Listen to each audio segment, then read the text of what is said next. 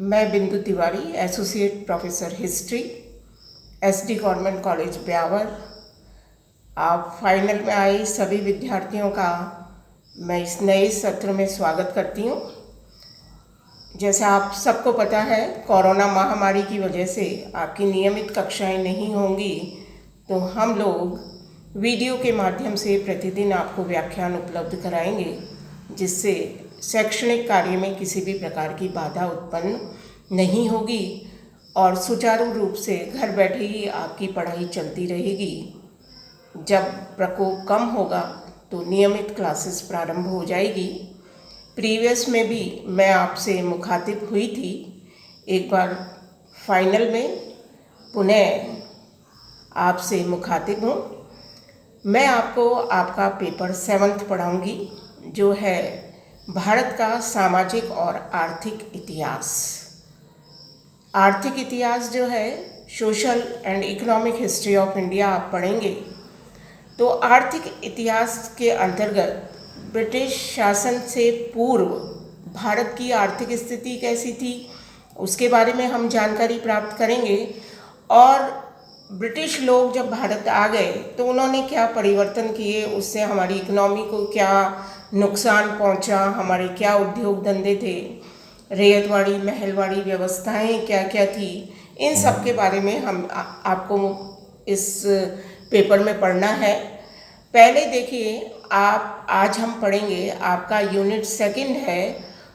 उसके अंतर्गत ये है कि 18वीं शताब्दी के समय या में और 19वीं सदी का जो प्रारंभ हुआ, उस समय भारत की आर्थिक स्थिति कैसी थी। देखिए, तो आप सबको पता है कि भारत जो है प्राचीन समय में एक सोने की चिड़िया कहा जाता था। भारत आर्थिक दृष्टि से अत्यधिक समृद्ध था और विदेशों में भी इसका व्यापार फैला हुआ था। तो देखिए, भारत में लोगों का आर्थिक जीवन जो था वो आम तौर पर भौगोलिक, भौतिक और मौसम की परिस्थिति पर निर्भर करता था। साथ ही ये सामाजिक संस्थाओं और शताब्दियों से चली आ रही प्रथाओं पर निर्भर था। शताब्दियों से यहाँ के लोगों का मूल जीवन पद्धति निश्चित आर्थिक प्रणालियों में स्थिर हो चुकी थी। ये प्रणालियाँ जो थी प्राचीन युग से मध्य युग तक बराबर चली आ रही थी।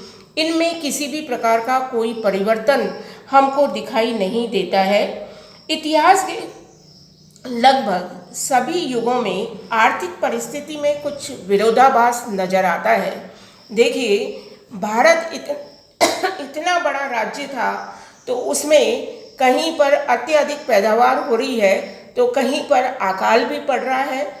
उस समय आधुनिक इतने साधन नहीं थे कि एक स्थान से दूसरे स्थान को सामान को आसानी से पहुंचाया जा सके। तो इस प्रकार का विरोधाभास जो है कि कहीं बहुत उन्नति है, कहीं अकाल है, ये बहुत एक सामान्य सी बात है। किंतु जो अर्थव्यवस्था थी भारत की, वो बिल्कुल निर्बाध गति तक से चल रही थी। उसमें किसी भी प्रकार का कोई व्यवधान उत्पन्न नहीं होता है। देखिए, अकाल भी आ जाती है, बाढ़ भी हो जाता है, सूखा भी पड़ जाता है, तो इससे किसी प्रकार की आर्थिक व्यवस्था जो थी वो बिल्कुल डावाडोल नहीं होती थी। उसमें ऐसा नहीं है कि पूरी की पूरी अर्थव्यवस्था ही चौपट हो गई और राज्य को बहुत हानि उठानी पड़ रही है, ऐसा हमको कम देखने को मिलता है। कहीं पर ज़्यादा उपज हो जाती थी और कहीं पर बाढ़ आ जाती थी। तो वो जो स्थितियां थी वो मध्यकाल में सभी जगह सामान्य रूप से हमको देखने को मिलती है। देखिए, इतिहास में इस तरह की जो बात है वो सब जगह हमें देखने को मिलती है। अब देखिए, भारत में जो आपको एक संक्रमण काल दिखाई देता है कि भारत जो है वो मध्यकालीन अर्थव्यवस्था को छोड़कर आधुनिक अर्थव्यवस्था में प्रवेश कर रहा है। और ऐसा माना जाता है कि जब ब्रिटिश लोग आए तब भारत ने अपनी मध्यकालीन परंपराओं को या मध्यकालीन अर्थव्यवस्था को छोड़कर वो नवीन जो अर्थव्यवस्था जो थी उसमें उसने प्रवेश किया। किंतु देखिए, उस समय अर्थव्यवस्था का जो संक्रमण काल था वो विश्व में सभी जगह चल रहा था। सभी जगह जो मध्यकालीन अर्थव्यवस्था थी वो धीरे धीरे खत्म हो रही थी, और यूरोप में भी ऐसा हो रहा था, अन्य जगह पे भी ऐसा हो रहा था। किंतु ये एक समय की बात है कि जब भारत में ब्रिटिश लोग आए तभी ये संक्रमण काल शुरू हुआ, और भारत की भी आर्थिक स्थितियाँ, आर्थिक पद्धति, अर्थव्यवस्था और हमारे यहाँ जो पुराना सिस्टम था वो पूरा बदला और एक नवीन अर्थव्यवस्था खड़ी हुई। अब हम ये देखते हैं कि जब ब्रिटिश लोग आए थे उससे पूर्व भारत की आर्थिक स्थिति कैसी थी और भारत की अर्थव्यवस्था कैसी थी। तो देखिए, सबसे पहले हम लेते हैं आत्मनिर्भर ग्राम समुदाय। आप सबको जैसा पता है कि प्राचीन काल में हमारे यहाँ ग्राम जो थे वो पूरे के पूरे आत्मनिर्भर थे। तो आदिम हल और बैल से खेती और साधारण औजार की मदद से दस्तकारी की भित्ति पर टिका आत्मनिर्भर गांव, यही अंग्रेजों के आगमन से पूर्व भारतीय अर्थव्यवस्था का मूल सत्य है। ये स्वयं पर्याप्त गांव सदियों से भारतीय जीवन की मूल आर्थिक इकाई है, अर्थात गांव भारतीय आर्थिक जीवन की मूल इकाई थे। इनमें न्यूनाधिक परिशोधन हुए थे, लेकिन राजनीतिक हलचल, धार्मिक उथल पुथल और विनाशकारी युद्धों के बावजूद अंग्रेजों के आगमन के पहले तक गांव की चिरंतन प्रकृति अक्षुण्य बनी रही थी। हमारे जो गांव थे वो आत्मनिर्भर थे। वही दस्तकारी, जिसे आप कुटीर उद्योग कहते हैं, वो गांव में प्रचलित थे। प्रत्येक जो किसान था उसके पास अपनी भूमि थी।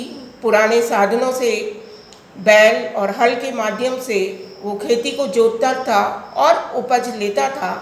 देखिए, जब तक अंग्रेज आए उससे पहले कितने ही राज्य बदले। सिख आए, पठान आए, सैयद आए, लोधी आए, मुग़ल आए, फिर अंग्रेज आए, किंतु ये भारत के स्वयं निर्भर गांव जो थे वो अमर बने रहे। इनमें किसी भी प्रकार का कोई परिवर्तन नहीं हुआ। ये जैसे थे उसी स्थिति में रहे। गांव की जो हैसियत थी वो ज्यों की त्यों बनी रही।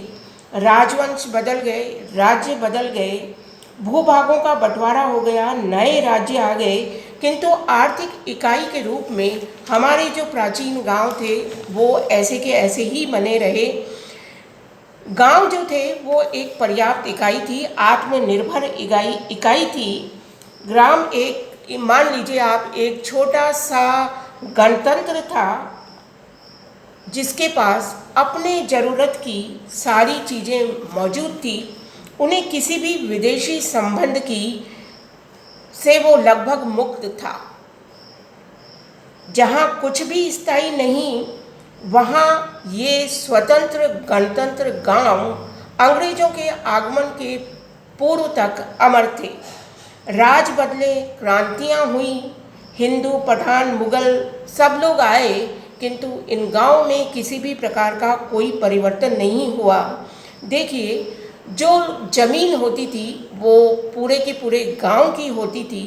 पूरे गांव जो था उस ज़मीन का मालिक होता था।